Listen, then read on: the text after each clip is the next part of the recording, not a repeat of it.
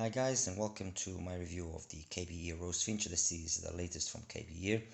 It's a single dynamic earphone. Let me just quickly show you the box. Very simple, kind of very reminiscent of KZ and some cheaper MT1 offerings, you know, from TRN offerings like the MT1, sorry. Some tips, cable with and without microphone is available. Very simple. I mean, this is not where the money was spent. The money was spent on the actual IEM itself. It's a nice looking shell, resin kind of plastic body with a nice metal faceplate with a nice little, you know, kind of pattern on it. It looks really nice. It gives it a sense of class, and that cannot be denied. 2-pin connector. I'm using some whiteboard tips, not the stock ones, and the cable is an XI&HS cable. And the novel thing about the Rosefinch, according to KBear, is the adoption of a new 5 micron thick diaphragm made of what they call composite biological. Well, it's a composite biological diaphragm. Well, that's what they call it.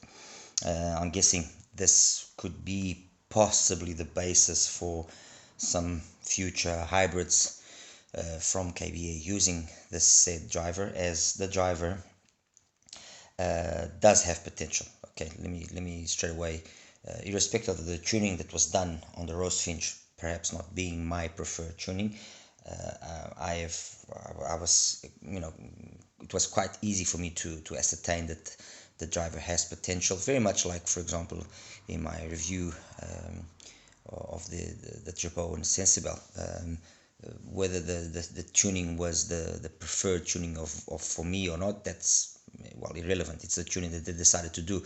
But the truth is that the driver that they are using is a driver that I know well, and I know its capabilities, and therefore I had to modify it. And once I modified the Sensibel, like I know that driver can be modified, the Sensibel became a completely different IEM. And I fear that this is also the idea here.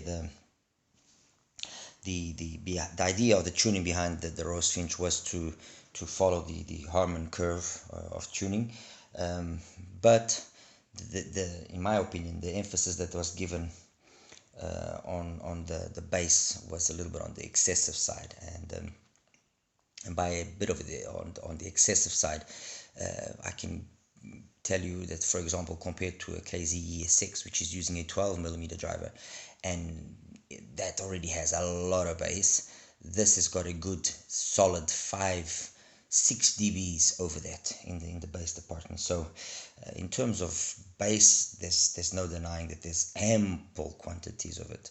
But with all that bass, obviously also comes some negative aspects, which I'll get to in a second. But anyway, that was the idea of the engineering department of KBear, was design an earphone following to a certain extent the Harman curve, but with this overly done bass emphasis, which I mean, they say it's to create atmosphere and you know, give a more dynamic, thicker sound, which it does. But the truth is, yes, it does make the sound very very engaging, but it also makes it very quick to become fatiguing, because, you know, although the driver is of a good quality, and it does its best to be quite resolving and you know, and capable of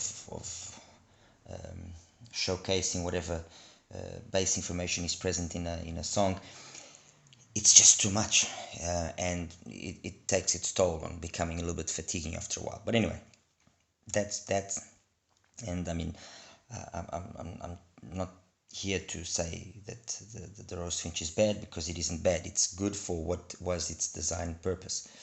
The problem with the Rosefinch,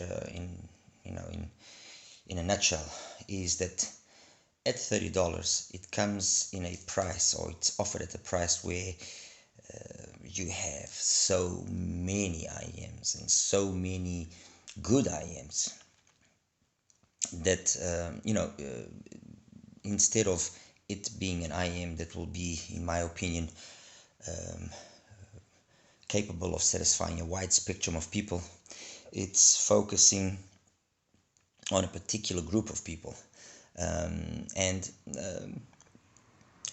look, it's what the marketing of KBear decided to do, and I guess we have to respect it. But I think by doing that kind of focus on just one particular group of people, you're limiting you're limiting your sales to a certain extent.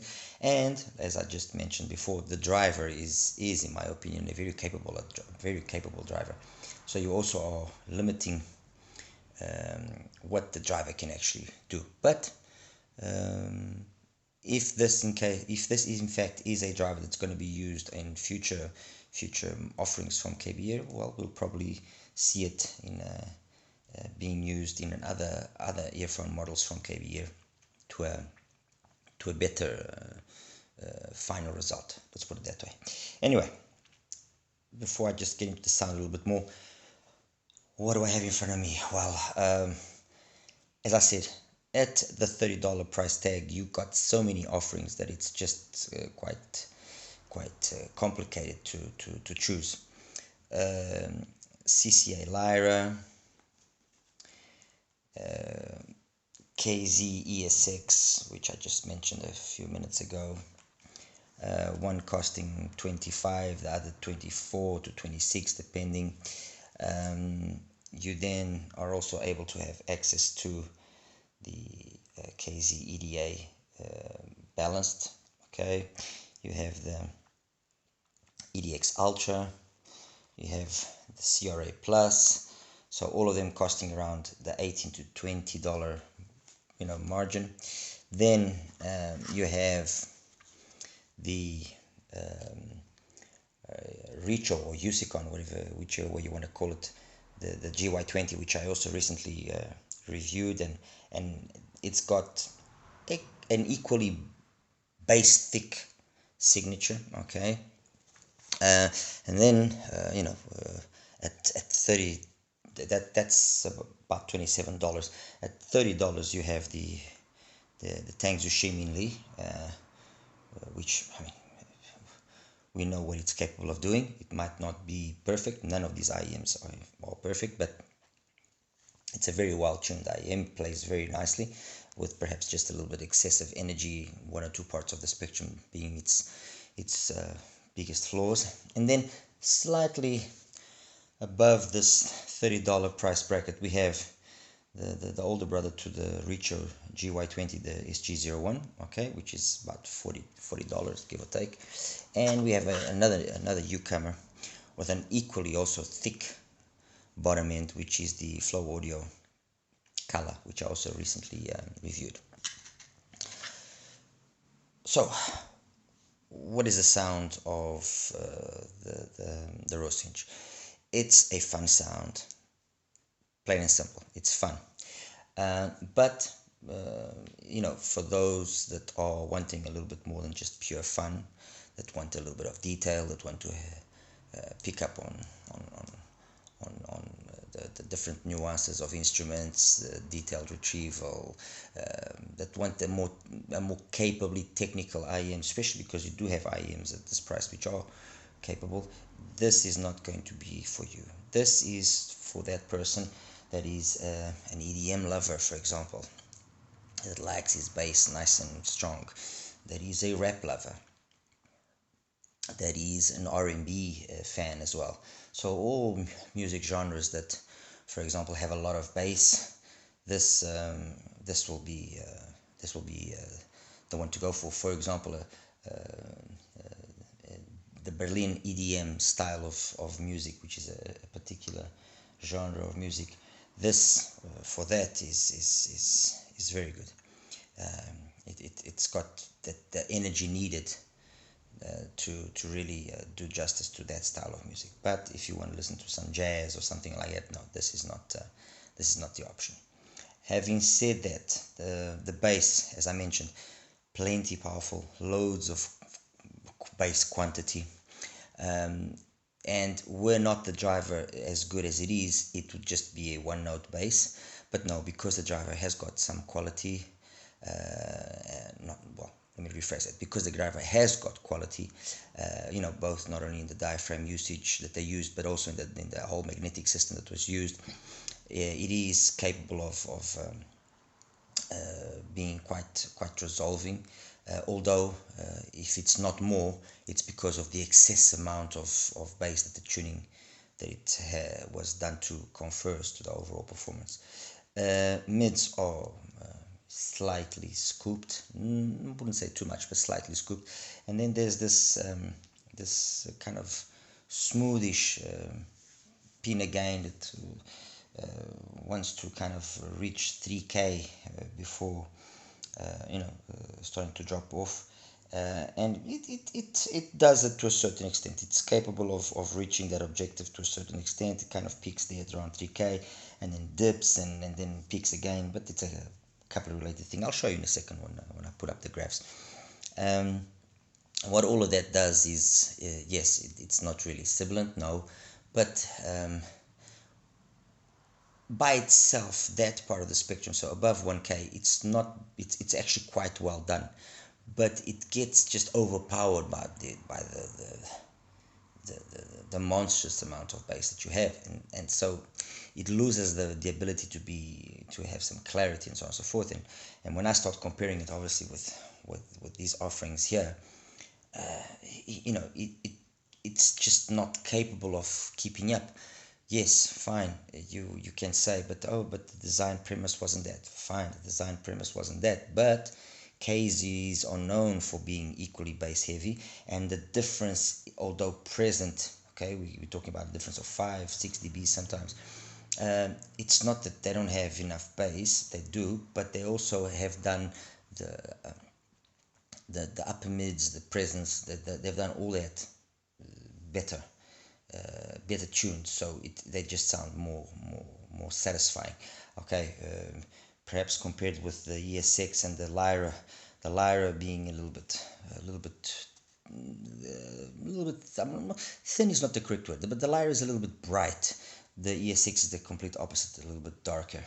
Maybe compared to these, it would really be a question of whatever you want. But when I compare to the CRA Plus or the EDX-Ultra or the EDA Balanced, these three are superior to the Rosefinch. I'm sorry, but that's the reality. They are.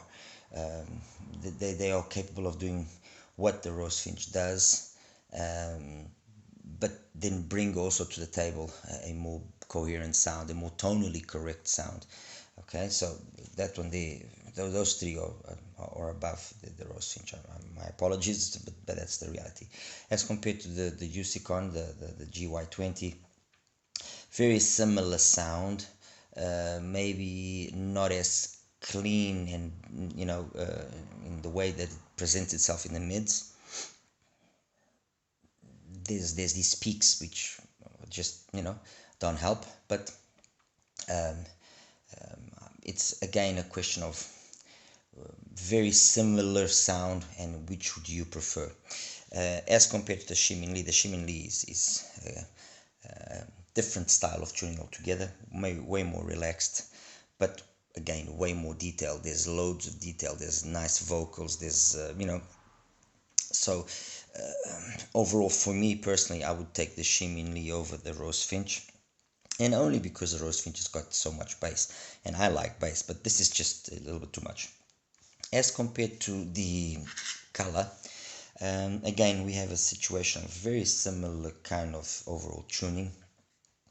This is a kind of tuning that you kind of reminded of the Blonde 03 to a certain extent, but the Blonde 03 is more polished, more detailed, more.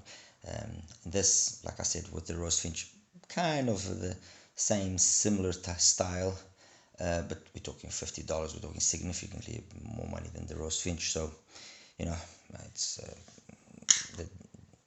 you have to make that decision.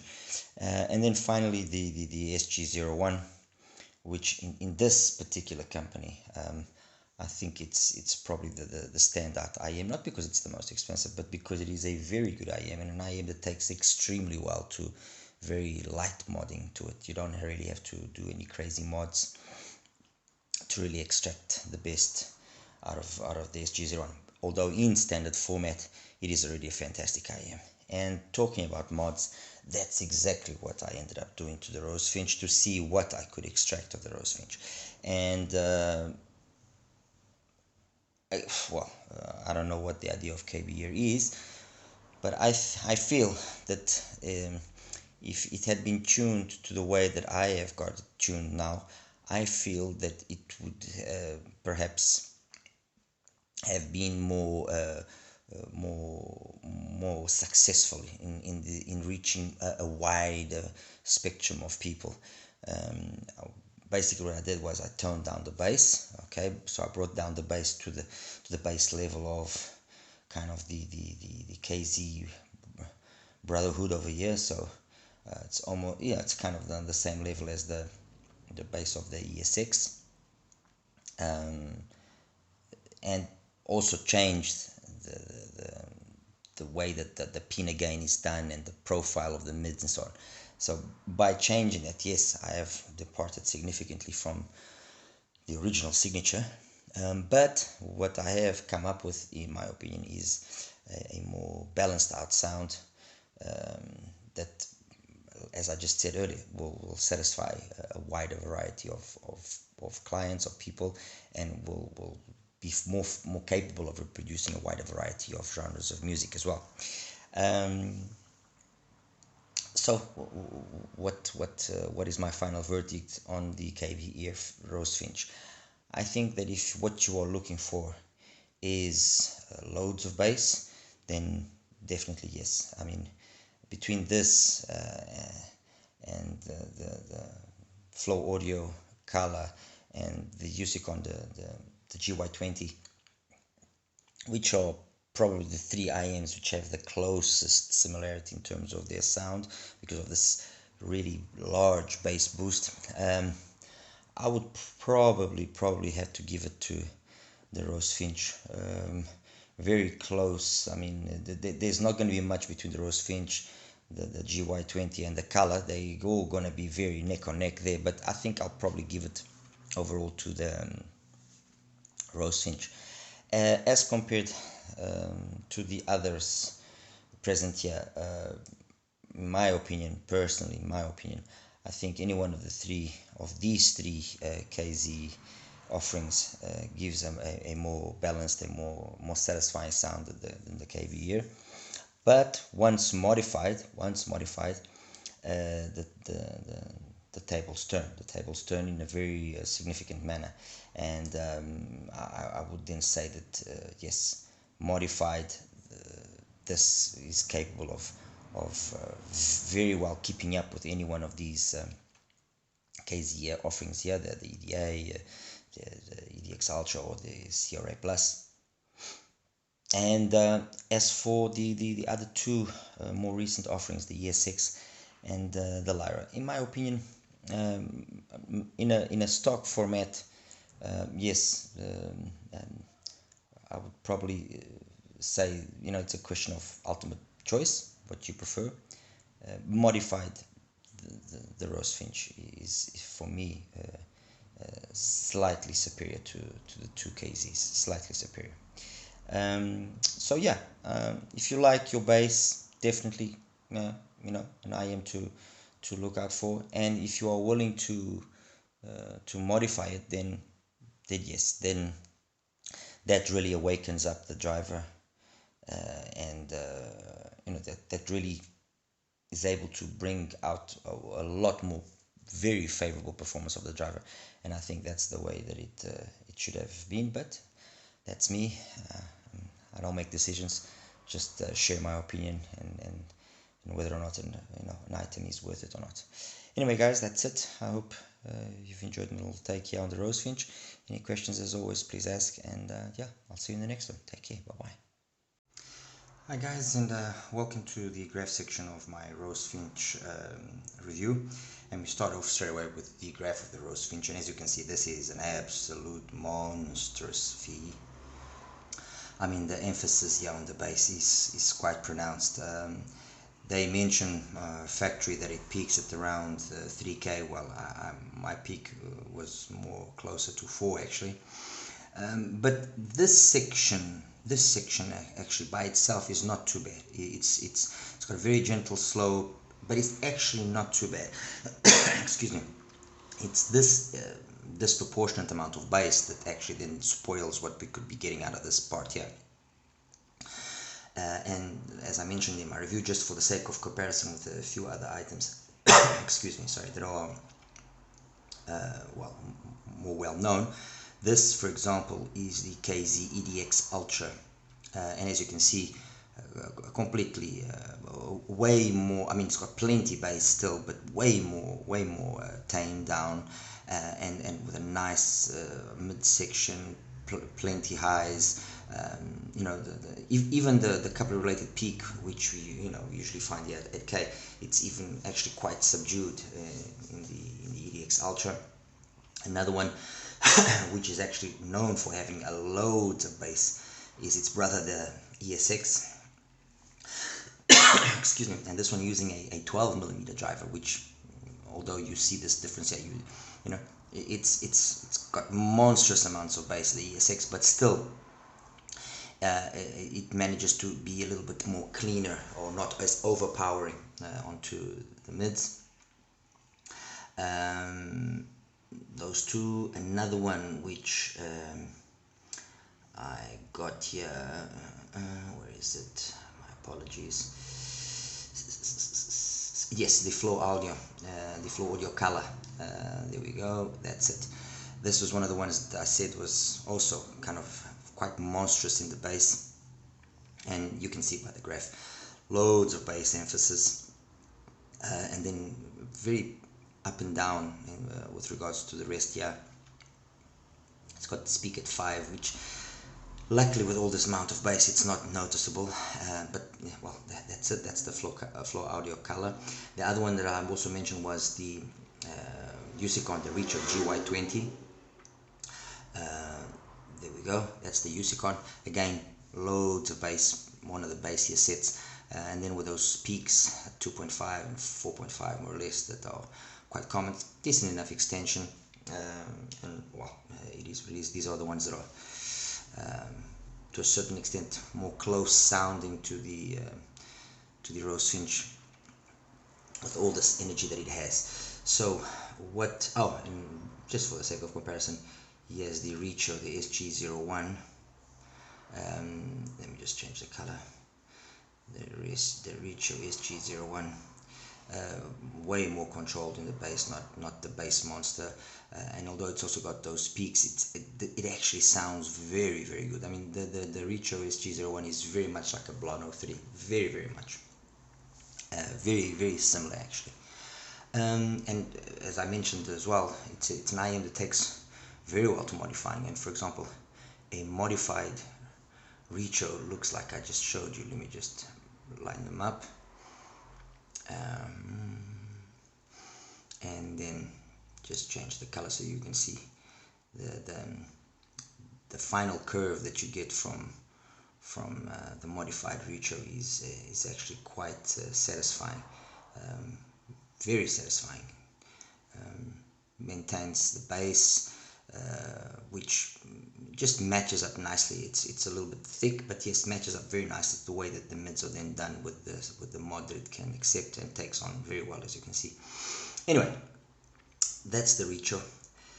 This again is the stock Rosefinch over here. Okay, that's the stock Rosefinch, and in an attempt to try and make it a little bit more tame, what I did was I did this that you see here, and I'm just going to line it up so you can see where the differences lie, and straight away a nice reduction in terms of the bass, and a more coherent manner of doing the mids. I mean, it now peaks at around 2.5, almost 3, and it kind of maintains itself nice and straight. I mean, just for the sake of comparison and for you to see what sort of graph that is like. Let me see here.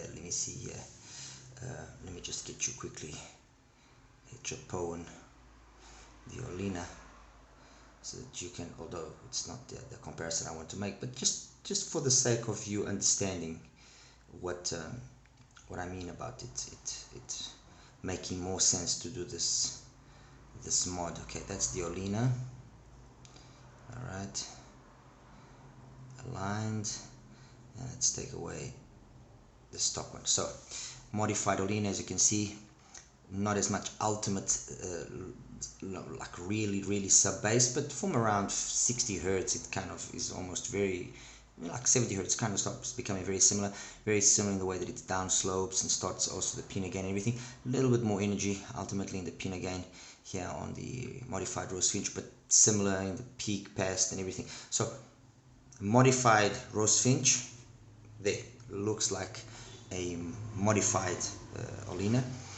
The difference here is that the Rosefinch doesn't have the clarity of the Olina, so the Olina does sound cleaner, more open sounding, and the bass of the Rosefinch still is a little bit on the overpowering side. I'll perhaps do another further mod to actually bring this down just a little bit more. But as I was stating in my review, the Rosefinch's driver is a driver with potential. It's a good driver, and much like the Sensibel from Japone, I think you know, the tuning that was chosen, I respect it. I'm sure it had its regional being, but it's in my opinion undershowing what the driver can do, and it's a pity because it's a driver that does have potential. Anyway, guys. As always, like and subscribe. Any questions that you want to ask, please feel free. And by the way, just for those of you that have been asking about my IEM, the XI-NHS Erasmus, the Erasmus, I am awaiting the arrival of a further 30 units. The previous 30 were again all sold. I had pre-orders, so that's why I wasn't left with any extra units, but I will have more hopefully in 2 weeks time, and we'll try and fulfill any orders that are outstanding, obviously. And whatever, you know, if there are people that are interested, please email me, and or just send me a message on the various channels where you can find me, and I'll do my best to keep one for you. All right, anyway guys, thank you, take care, bye bye.